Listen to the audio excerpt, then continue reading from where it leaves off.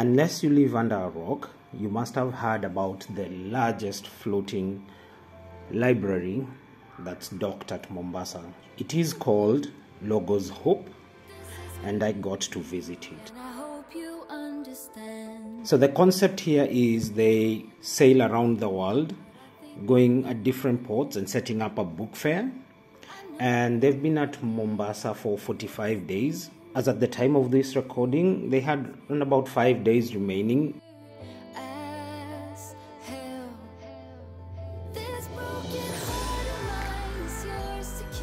After you pay your 50 shilling entrance fee, you get this small stub that you hand over to someone who's standing at the bottom of the entry gangplank. What I will tell you is they have a very large collection of children's books, and the variety as well is impressive. So you can get from bedtime stories all the way to fast atlases and dictionaries.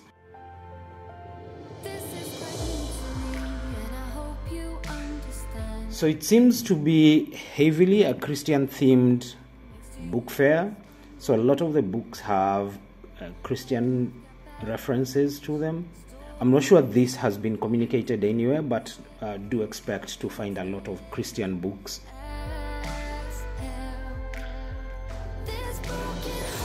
Beyond books, they also have other stationery, so pens, scissors, Play-Doh and crayons, etc.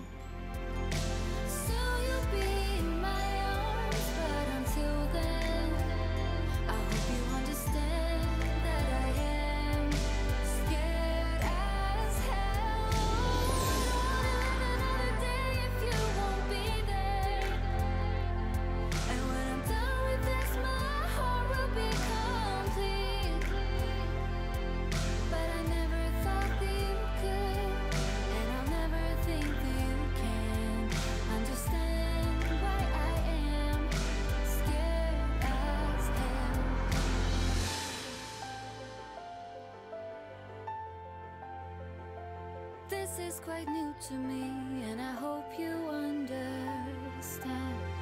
This broken heart of mine is yours to keep at your place. I would say the books are well priced inside the library.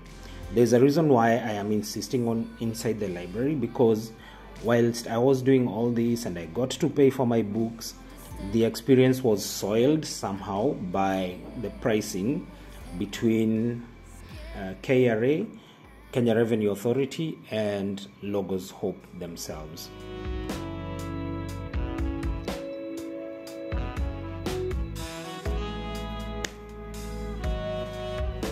Once you get your books, you then pay for them.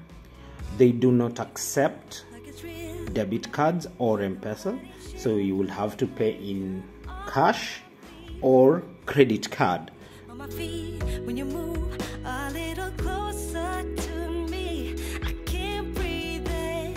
Your love is all I ever need. Take me going. It's time to let you know how I feel, 'cause you're the one I dream about when I fall asleep, when I wake up.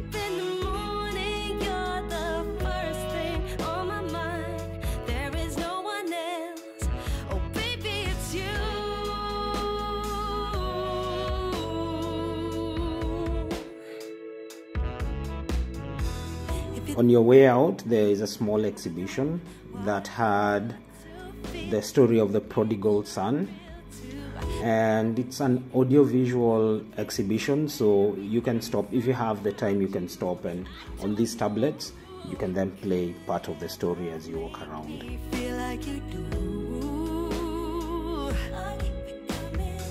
Inside the ship, there's a very slight listing where the ship just moves with the waves. It's not that noticeable, but at some point you'll feel it.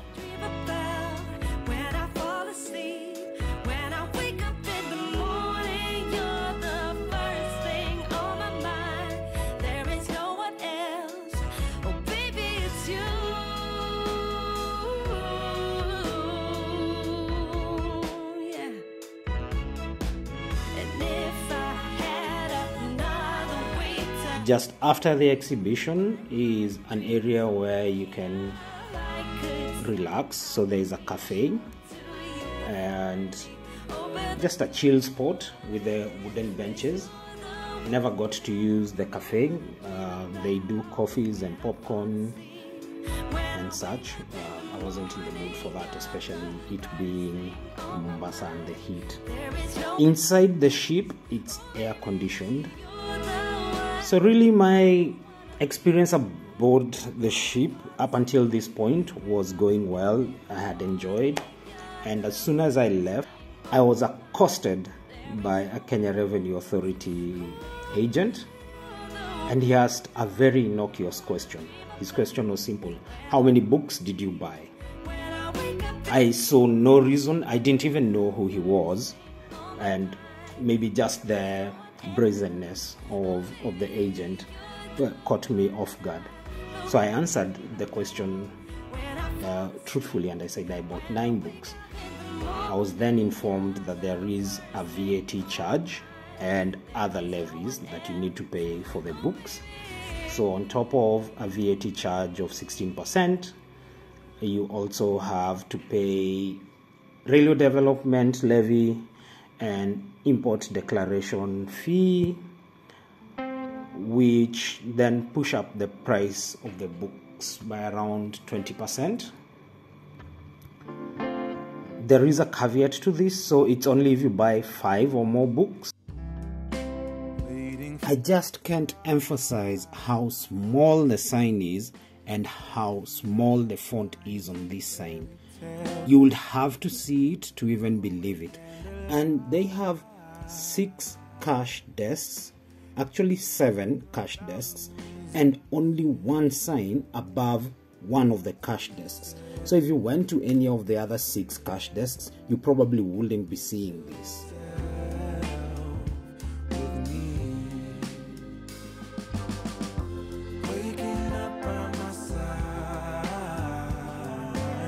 Whilst I do not want to apportion 100% of the blame to KRA or Logos Hope, I think they have gotten into this relationship where they're exploiting the lack of knowledge on their operations and looking to get someone to pay for it.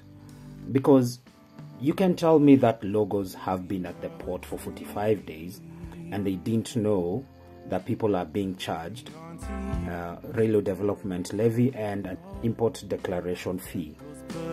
That should have been clear, and they should have known that's happening, and it's not showing on the signs that KRA have put inside. And maybe they would have gone and told their patrons that, hey guys, whilst we have this sign here that says VAT, there is an extra charge that you will be hit with on your way out. And they can easily do this because every few minutes they are announcing inside the ship. They're telling you the price of books, the unit cost, etc.